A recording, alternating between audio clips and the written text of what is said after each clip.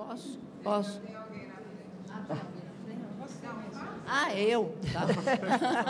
Sou eu que estou na frente, ok. Só um comentário rápido para não deixar cair a importância da chamada que a Léa fez para a retomada do otimismo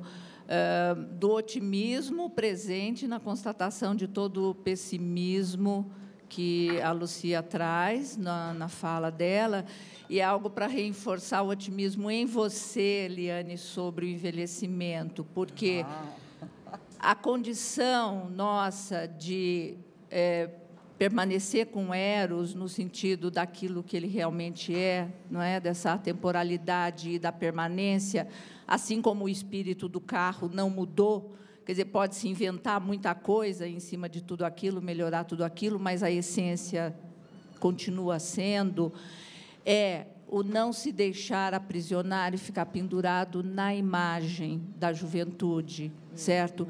E aí isso fica muito claro na fala da Lúcia, quando ela diz: nós somos tomados desse pessimismo e desse desânimo, ou dessa tentativa de nos eternizar jovens diante da imagem. E aí lembrar vocês que isso é uma das coisas principais da clínica bioenergética, ok? É a cisão entre a imagem e o nosso presente. Obrigada.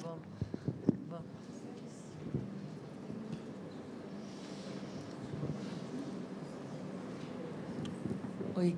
O que eu queria falar, que eu acho assim que na bioenergética essas terapias corporais ajudam muito, quando for trabalhar com o paciente que aconteceu abuso, com suporte contato, como os autistas, alguns portadores de deficiência, que é muito importante para entender a linguagem do corpo, as respostas na avaliação e não no toque ou fazer movimentos. A respiração é algo que ainda é possível trabalhar dentro das técnicas que eu estou aprendendo aí, né? Estou de segundo ano, né, que eu estou aprendendo. Mas eu acho isso muito...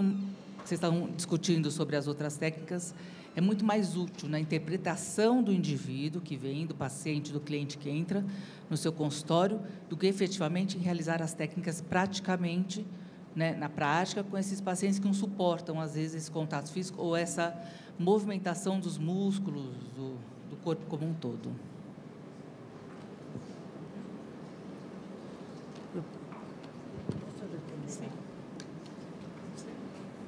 Tem alguma pergunta? Não.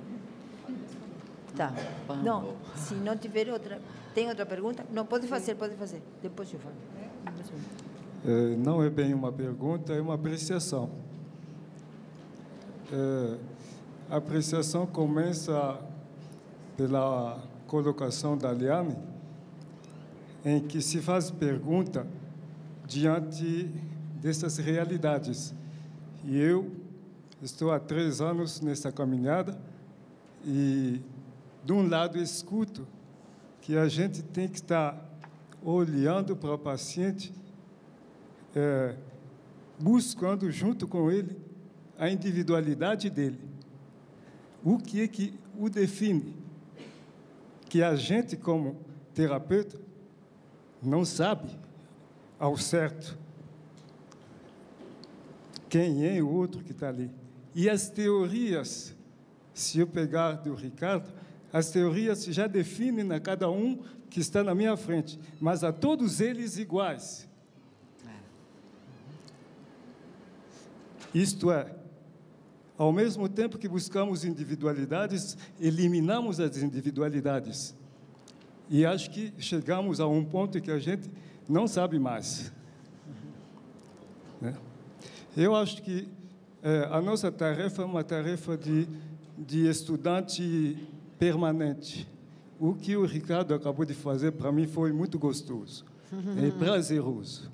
Né? Mostrou um caminho de estudo. Sim, a gente aprende, engole, e fica satisfeito daquilo que o outro dá, a boca aberta. E a gente não, em vez de ir lá trabalhar, estudar, ler e fuçar, eu acho que nós estamos chamados a ir estudando. Cada caso que se apresenta diante de mim é um caso. Eu começo a estudar de novo e a buscar um caminho e provavelmente poderá nos conduzir a uma satisfação tanto para o cliente quanto para o terapeuta. É isso que eu queria dizer. Lucia, você quer falar antes? Espera aí, espera um pouquinho que tem aqui ainda. Pode fazer, pode falar. Bom, eu vou retomar só uma coisa que eu fiquei com a pergunta, desafio que a Liane fez em relação a tratar paciente que fosse pedófilo. Não? E eu não consigo não responder isso, até porque eu trabalho com questões de abuso sexual, tenho trabalhado teoricamente com a pedofilia, e eu acho que é importante que se amplie o conhecimento. Então, sem dúvida, não temos dúvida que o paciente pedófilo precisaria de ser atendido, seria muito bom ser atendido, mas existe um porém, a diferença de outras situações, que é se ele está danificando crianças nesse momento. Não? Então, esse é um porém da realidade que entra mais agora do que era antes. Por que, em termos da psicanálise, em termos do conhecimento teórico, se sabe pouco da personalidade do pedófilo?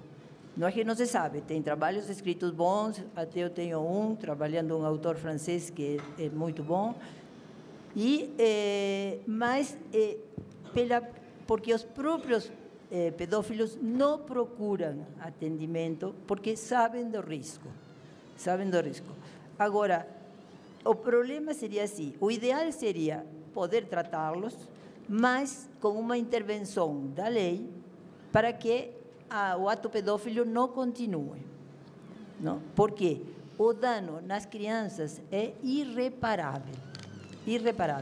E muitas vezes o que nós vemos é que estes pedófilos atuais são os que foram abusados de alguma forma na infância. Então, é algo que tem uma continuidade de risco.